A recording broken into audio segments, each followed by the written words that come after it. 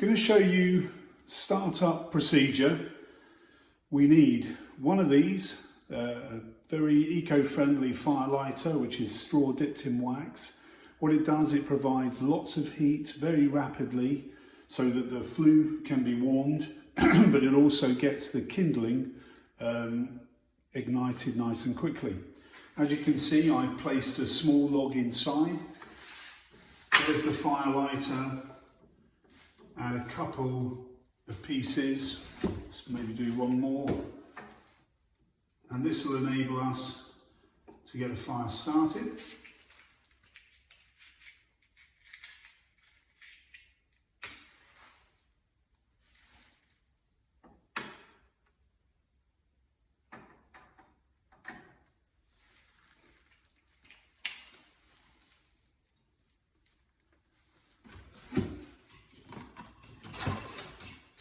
Have another couple of smaller logs handy because that's the next stage.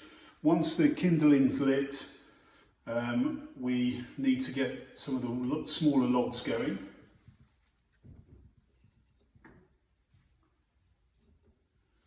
What fires need is a good dry fuel, which I know you'll have here, but it also needs plenty of air for turbulence, for air to circulate so the fire can really get going.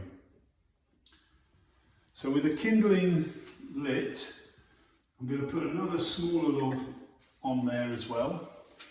Don't go too big because that's when you can have problems with smoke coming back into the room if the flue is not warmed up.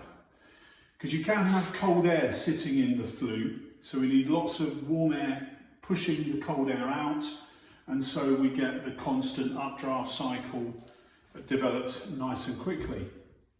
Another thing to do is to leave the door just slightly ajar, and when you do that, you force the air into the chamber through this thinner gap, and it kind of acts a little bit like a blowtorch to get the flames going.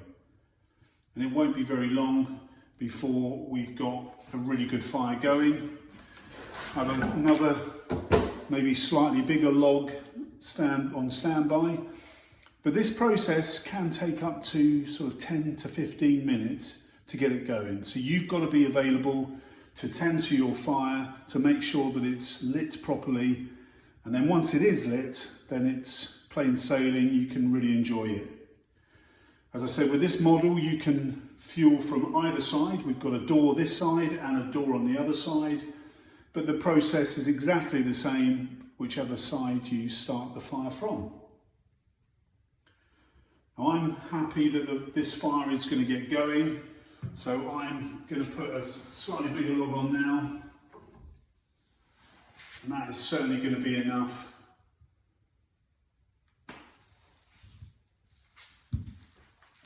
to have a successful fire. Now, there is an air vent control on the Firebelly. At the moment, because the door isn't closed, it's ineffective. It's not working because there's no seal on the chamber.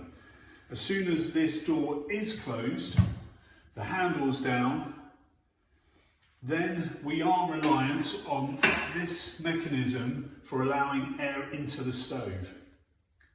But again, if you do this too early, you can get smoke building, sticking to, and condensation building up on the inside of the glass. So we need to avoid that. Try and also place the fuel in the middle of the stove, not too close to either piece of glass.